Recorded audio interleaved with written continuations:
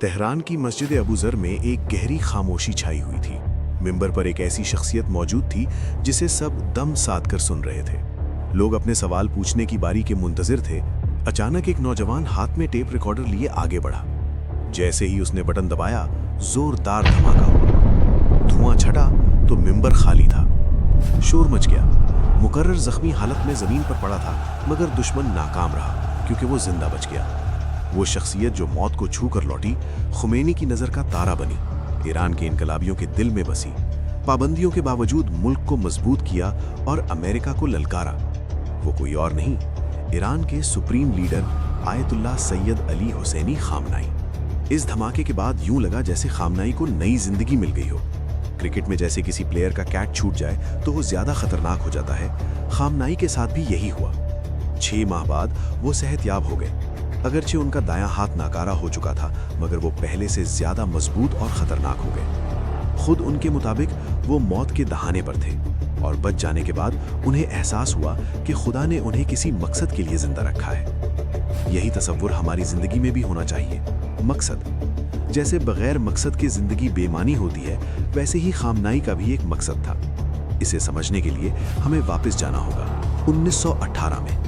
پہلی جنگ عظیم ختم ہو چکی تھی اور صدیوں پرانی خلافت عثمانیہ ٹوٹ رہی تھی۔ مسلمانوں پر آزمائشیں آئیں۔ ہندوستان میں تحریک خلافت عروج پر تھی، مگر 1922 میں کمال اتا ترک نے خلافت کے خاتمے کا اعلان کر دیا۔ 600 سالہ خلافت ختم ہوئی، امت مسلمہ قوموں میں بٹ گئی۔ اسلامی ریاست کی جگہ نیشن سٹیٹس نے لے لی، اور دین و سیاست کی جدائی کا نعرہ بلند ہوا۔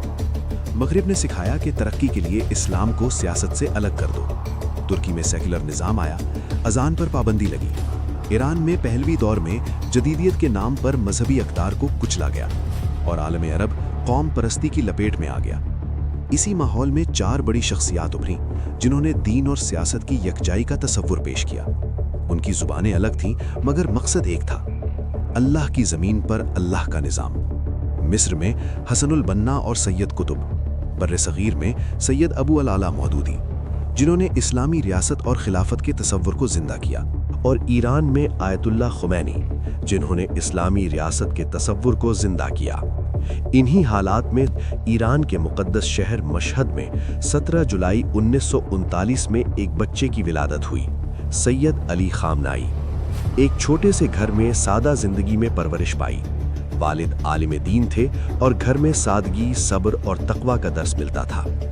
یہ وہ دور تھا جب دنیا کمیونزم اور سرمایہ دارانہ نظام میں بٹ رہی تھی، مگر مفکرین کہتے تھے کہ انسانیت کا اصل حل صرف اسلام کے نظام میں ہے۔ اسی ماحول نے سید علی خامنائی کو علم دین کے راستے پر ڈال دیا۔ وہ آیت اللہ خمینی کے شاگرد بنے، جن کا موقف تھا کہ سیاست بھی اسلام کا حصہ ہے۔ 1963 میں شاہ کے خلاف مظاہرے ہوئے، جنہیں طاقت سے دبایا گیا، مگر یہ مظاہرے ہی پہلوی حکومت کے زوال کی ابتدا بنے۔ حیرت انگیز طور پر ان مظاہروں کی حمایت میں پاکستان سے بھی آواز اٹھی، اور وہ آواز تھی جماعت اسلامی کے بانی سید ابو العلا مودودی کی۔ جنوری 1964 کا رمضان تھا۔ شاہ ایران نے اپنی نام نہاد اصلاحات کے حق میں ریفرنڈم کا اعلان کر رکھا تھا۔ اسی دوران علی خامنائی اپنے قریبی ساتھیوں کے ساتھ جنوبی ایران، کرمان اور زاہدان کا سفر کرتے ہیں، اور عوام میں ریفرنڈم کے خلاف شعور بیدار کرتے ہیں۔ وہ پہلوی حکومت کی امریکہ نواز پالیسیوں کو بھی بے نقاب کرتے ہیں۔ اس بار انہیں روکنے کے لیے عام پولیس نہیں، بلکہ شاہ کی بدنام زمانہ خفیہ ایجنسی ساوک حرکت میں آتی ہے۔ ساوک، جو خصوصاً مذہبی مخالفین پر ظلم کے لیے مشہور تھی، علی خامنائی کو گرفتار کر لیتی ہے۔ انہیں ہوائی جہاز کے ذریعے تہران منتقل کیا جاتا ہے، جہاں 2 ماہ تک قید اور تشدد کا سامنا کرنا پڑتا ہے۔ یہ گرفتاری آخری نہیں تھی۔ وہ بارہا قید ہوئے، تشدد جھیلا اور زیر زمین روپوش بھی رہے، مگر اپنے موقف سے کبھی پیچھے نہ ہٹے۔ وقت نے ثابت کیا کہ شاہ ایران ان کا حوصلہ توڑنے میں ناکام رہا۔ بالآخر 1979 میں پہلوی سلطنت زمین بوس ہو گئی۔ 16 جنوری 1979 کو شاہ ایران ملک چھوڑ کر فرار ہوا، اور 2 ہفتے بعد آیت اللہ خمینی پیرس سے ایران واپس آئے، جن کا لاکھوں افراد نے قائد انقلاب کے طور پر استقبال کیا۔ انقلاب کے بعد آیت اللہ خمینی نے سید علی خامنائی کو تہران کی نماز جمعہ کا امام مقرر کیا۔ اسی سال 1979 میں انہیں اسلامی انقلابی کونسل کا اہم رکن بھی بنایا گیا، مگر مشکلات ختم نہیں ہوئی۔ 1981 میں خامنائی پر قاتلانہ حملہ ہوا۔ وہ بچ گئے، مگر صدر محمد علی رجائی اور وزیر اعظم محمد جواد باہنر شہید ہو گئے۔ نئے صدارتی انتخابات میں علی خامنائی کامیاب ہوئے اور 1981 میں ایران کے صدر بنے۔ 1985 میں وہ دوسری بار بھی صدر منتخب ہوئے۔ جون 1989 میں آیت اللہ خمینی کی وفات کے بعد مجلس خبرگان نے متفقہ طور پر سید علی خامنائی کو رہبر اعلیٰ منتخب کر لیا۔ اس وقت ان کی عمر صرف 49 برس تھی۔ ایران میں رہبر اعلیٰ ملک کا سب سے طاقتور منصب ہوتا ہے۔ مسلح افواج کی قیادت، ریاستی فیصلوں پر ویٹو کا اختیار سب اسی کے پاس ہوتا ہے۔ یوں ایک نوجوان جو کبھی شاہ کے خلاف کھڑا تھا، آج عالمی طاقتوں اور اسرائیل کے سامنے بھی ڈٹ کر کھڑا ہے۔ خود ان کے الفاظ میں کسی سے نہیں ڈرتا۔ اسرائیل کھلے عام یہ اعلان کر چکا ہے کہ اگر علی خامنائی کو قتل کر دیا جائے تو جنگ ختم ہو جائے گی۔ اصل سوال یہ ہے کہ اسرائیل ایران میں رجیم چینج کیوں چاہتا ہے؟ وجہ ایک ہی ہے، ایران اسرائیل کے خلاف مزاحمتی قوتوں کی کھل کر حمایت کرتا ہے۔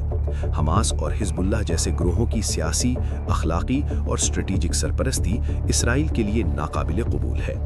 بنیامین نیتن یاہو کا منصوبہ تھا کہ ایران میں ایسی حکومت قائم کی جائے جو اسرائیل کے لیے نرم رویہ رکھتی ہو، مگر یہ منصوبہ ناکام ہو گیا۔ اسرائیل اور اس کے حلیفوں کو یہ غلط فہمی تھی کہ تہران میں عوامی بغاوت کھڑی کی جا سکتی ہے، مگر حقیقت یہ ہے کہ ایران کی اکثریت آج بھی انقلاب کے نظریے کے ساتھ کھڑی ہے۔ اختلافی آوازیں موجود ہیں، مگر وہ کبھی ایسی قوت نہ بن سکیں جو نظام کی تبدیلی کا سبب بنے۔ یہ واضح کرتا ہے کہ حکومت کی نظریاتی بنیادیں اب بھی مضبوط ہیں۔ 7 اکتوبر 2023 کو غزہ سے شروع ہونے والی جنگ کے شعلے ایران تک پہنچے۔ سوال یہ اٹھا، کیا حماس کی کارروائی کا علم ایران کو تھا؟ حقیقت یہ ہے کہ حماس نے آپریشن میں اتنی رازداری برتی کہ ایران کو بھی پیشگی اطلاع نہ دی گئی۔ رپورٹس کے مطابق آیت نے حماس قیادت کو واضح پیغام دیا کہ ایران براہ راست جنگ میں شامل نہیں ہوگا، مگر سیاسی و اخلاقی حمایت جاری رہے گی۔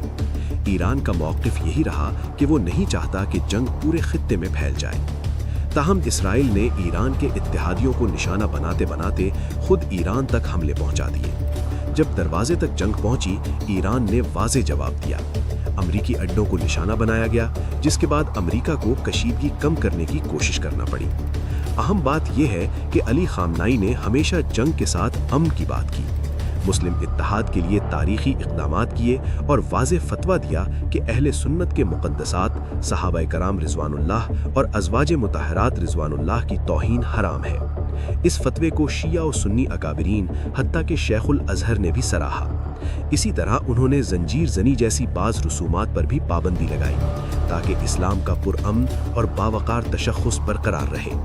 اب ایک بڑا سوال، علی خامنائی کے بعد کون؟ پہلے اندازہ تھا کہ ابراہیم رئیسی ممکنہ جانشین ہوں گے، مگر ان کی وفات کے بعد یہ امکان ختم ہو گیا۔ حالیہ رپورٹس کے مطابق آیت اللہ خمینی نے جانشینی کے لیے 3 علماء کے نام تجویز کیے ہیں۔ حتمی فیصلہ مجلس خبرگان کرے گی اور ان میں ان کا بیٹا شامل نہیں ہوگا۔ ویڈیو بنانے میں بہت محنت لگتی ہے۔ اگر آپ ہمارے چینل کو سبسکرائب کریں گے تو ہمارا حوصلہ بڑھے گا اور ہم اگلی ویڈیو اس سے بھی بہتر بنا کر آپ تک ضرور پہنچائیں گے۔